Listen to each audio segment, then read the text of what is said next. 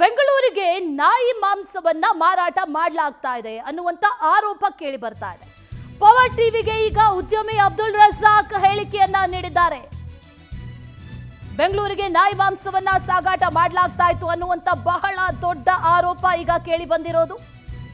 ಉದ್ಯಮಿ ಆಗಿರುವಂತ ಅಬ್ದುಲ್ ರಜಾಕ್ ಹೇಳಿಕೆ ನೀಡಿದ್ದಾರೆ. ಹಲವು ವರ್ಷಗಳಿಂದ ವ್ಯಾಪಾರವನ್ನ ಮಾಡ್ತಾ ಇದ್ದೀವಿ. ಬೆಂಗಳೂರಿನಲ್ಲಿ 2 ಕಸಾಯಿಖಾನೆ ಇರೋದು. ಬೆಂಗಳೂರು ಒಂದರಿಂದಲೇ ಮಾಂಸ ಪೂರೈಕೆ ಆಗಲ್ಲ. ರೋಲ್ ಕಾಲ್ಗೋಸ್ಕರ ಕೆಲವರು ಬಂದಿದ್ರು, ಹಣ ಕೇಳಿದ್ರು. ಈ ಬಗ್ಗೆ ತಿಂಗಳ ಹಿಂದೆಯೇ ದೂರನ್ನ ನೀಡಲಾಗಿತ್ತು.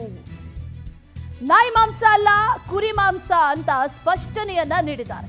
ಮಾಂಸದ ಬಗ್ಗೆ ವಿಡಿಯೋ ತೋರಿಸಿದ್ರು ಅಬ್ದುಲ್ ರಜಾಕ್. ನಾನು ಮುಸ್ಲಿಂ, ನಾಯಿನ ಮುಟ್ಟಿದ್ರು ಕೂಡ ಸ್ನಾನ ಮಾಡ್ತೀನಿ ಅನ್ನುವಂತ ಪ್ರತಿಕ್ರಿಯೆಯನ್ನ, ರಿಯಾಕ್ಷನ್ ಅನ್ನ ಪವರ್ ಟಿವಿಗೆ ಉದ್ಯಮಿ ಅಬ್ದುಲ್ ರಜಾಕ್ ನೀಡಿದ್ದಾರೆ. ಈ ಬೆಂಗಳೂರಿನಲ್ಲಿ ನಾಯಿ ಮಾಂಸವನ್ನ ಮಾರಾಟ ಮಾಡಲಾಗ್ತಾ ಇದೆ. ರಾಜಸ್ಥಾನದಿಂದ ನಾಯಿ ಮಾಂಸವನ್ನ ತರಿಸಲಾಗ್ತಾ ಇದೆ.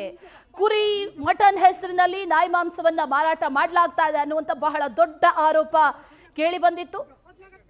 ಹಿಂದೂ ಸಂಘಟನೆಗಳ ಯುವಕರು, ಕಾರ್ಯಕರ್ತರು ಅವರೆಲ್ಲರೂ ಕೂಡ ಈ ವಿಚಾರಕ್ಕೆ ಸಂಬಂಧಪಟ್ಟಂತೆ ದಾಳಿಯನ್ನ ನಡೆಸಿದ್ರು. ಅದು ಒಂದು ವಿಚಾರ ಒಂದ್ ಕಡೆ ಆದ್ರೆ, ಮತ್ತೊಂದು ಕಡೆಯಲ್ಲಿ ಈಗ ಅಬ್ದುಲ್ ರಜಾಕ್ ಅದ್ರ ಬಗ್ಗೆ ಪ್ರತಿಕ್ರಿಯೆಯನ್ನ ಕೊಟ್ಟಿರೋದು.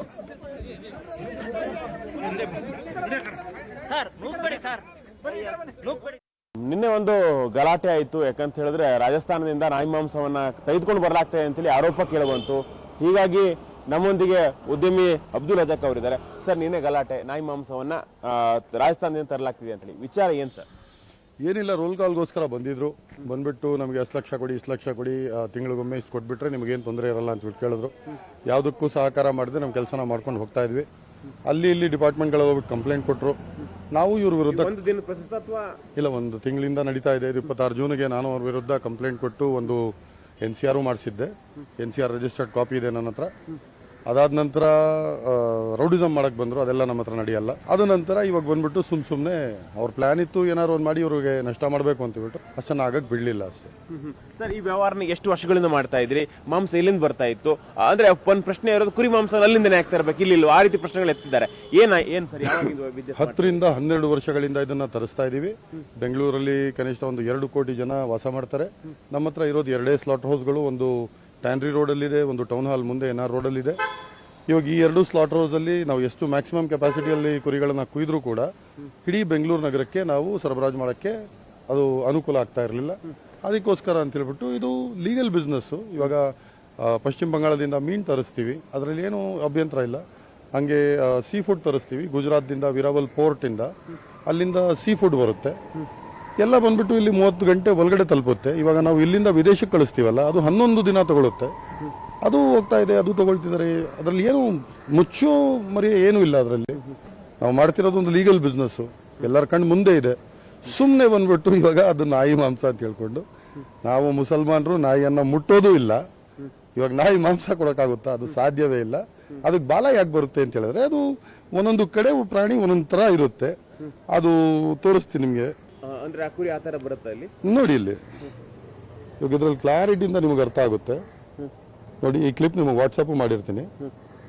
ಇದ್ರ ಬಾಲ ನೋಡಿ ಇಲ್ಲಿ ಇವಾಗ ಹೆಂಗಿರುತ್ತೆ ನೋಡಿ. ಅಂದ್ರೆ ಇದೇ ತೋರಿಸಿದ ಪಿಕ್ಕಲ್ ತೋರಿದಾಗ ಒಂದು ನಾಯಿ ತರದ್ದೇ ಕಾಣಿಸುತ್ತೆ. ಅದು ಅವ್ರು ಮಾಡ್ತಾರೆ ನೋಡಿ. ಅವರೆಲ್ಲ ಇವಾಗ ಸುಮ್ಮನೆ ಇದಕ್ ಬಂದಿಲ್ಲ. ಅವರು ರೋಲ್ ಕಾಲ್ ಮಾಡಕ್ ಬಂದಿದ್ರು, ನಾವು ರೋಲ್ ಕಾಲ್ಗೆ ಅವಕಾಶ ಕೊಡ್ಲಿಲ್ವಲ್ಲ, ಅದಕ್ಕೆ ಅವ್ರು ಮಾಡ್ತಾರೆ. ಅದಕ್ಕೆ ನಾವೇನ್ ಮಾಡಕ್ಕಾಗುತ್ತೆ? ಅಂದ್ರೆ ಅವ್ರಾಗ ವಿಡಿಯೋ ತೋರಿಸ್ತಾರೆ, ಎಲ್ಲ ಮಾಡ್ತಾರೆ, ಅಲ್ಲಿ ಈ ತರ ಇದೆ ಅಂತ ತೋರಿಸ್ತಾರೆ. ಅವ್ರಾಗ ಒಂದು ನಾಯಿ ಬಾಲ ಇದೆ, ಆ ರೀತಿ ತೋರಿಸ್ತಾರೆ. ಅದೇ ಇದೆ ಇದೆ ಇದೆ ಅಂತ. ಅದು ಕುರಿ ಕಣ್ರಿ. ಅದು ಇವಾಗ ತೋರಿಸಿದ್ನಲ್ಲ ನಿಮ್ಗೆ, ಕುರಿಗೆ ಬಾಲ ಬಂದೇ ಬರುತ್ತೆ. ನನ್ನ ಮನೇಲಿ ಕುರ್ಬಾನಿ ಕೊಟ್ಟೆ, ಅಲ್ಲಿಂದಾನೇ ತರಿಸಿದ್ದೆ ನಾನು. ಅದು ಕುರಿನೇ. ಅದು ಇವಾಗ ಸುಮ್ನೆ ಅದಕ್ಕೆ ಏನೋ ಒಂದು ಇದಿಡ್ಬೇಕಲ್ಲ, ಅದಕ್ಕೋಸ್ಕರ ಅಂತ ಇಟ್ಟಿದ್ದಾರೆ. ಅವರು ದೂರ ಕೊಟ್ಟಿದ್ದಾರೆ, ಇದ್ ಮಾಡ್ತಿದ್ದಾರೆ. ಈಗ FSL ಹೋಗಿದೆ. ಅಂದ್ರೆ ಎಲ್ಲ ನಾಯಿನೇ ಅಂತೇಳಿ ವಾದ ಮಾಡ್ತಿದ್ದಾರೆ ಅವ್ರೀಗ. ಅವ್ರಿಗೆ ನೋಡಿ, ನಾಯಿಗಳಿಗೆ ಏನು ಅರ್ಥ ಆಗಲ್ಲ. ನಾಯಿಗಳಿಗೆ ಅದು ನಾಯಿನೇ ಕಾಣಿಸುತ್ತೆ. ಅದು ಯಾರಾದ್ರೂ ತಿನ್ನೋರಿದ್ರೆ ಅವ್ರು ಬರ್ಲಿ ಮುಂದಕ್ಕೆ. ಇವನೊಬ್ಬ ಪಿಂಪು, ಇವನಿಗೆ ಏನ್ ಕೆಲಸ ಅಲ್ಲಿ? ಇವನು ನಾನು ಹಿಂದೂ ಧರ್ಮಕ್ಕೆ ರಕ್ಷಕ ಅಂತ ತಿಳ್ಕೊಂಡವನು, ಇವಾಗ FSSAI ಡೈರೆಕ್ಟರ್ ಆಗ್ಬಿಟ್ನಾ ಇವನು. ಆ ಪಿಂಪು ದಂಧೆ ಏನಿಲ್ಲ ಇವನ್ ಕೈಯಲ್ಲಿ. ನಿರುದ್ಯೋಗಿ ಅವನು. ಅವನ ಹತ್ರಕ್ಕೆ ಏನ್ ಕೆಲಸ? IT ಕಟ್ಟಿದಾನ ಎತ್ ನೋಡಿ ಅವನು. ಇವಾಗ ಏನ್ ಮಾಡ್ತಾನೆ? ರೋಲ್ ಕಾಲ್ ಇದೇ ತರ ಮಾಡ್ಕೊಂಡು ಒಂದು ಜೀವನ ಮಾಡೋಣ ಅಂತ ಮುಂದಕ್ಕೆ ಬಂದ. ಅದಕ್ಕೆ ನಾವು ಅವಕಾಶ ಮಾಡಿಕೊಟ್ಟಿಲ್ಲ.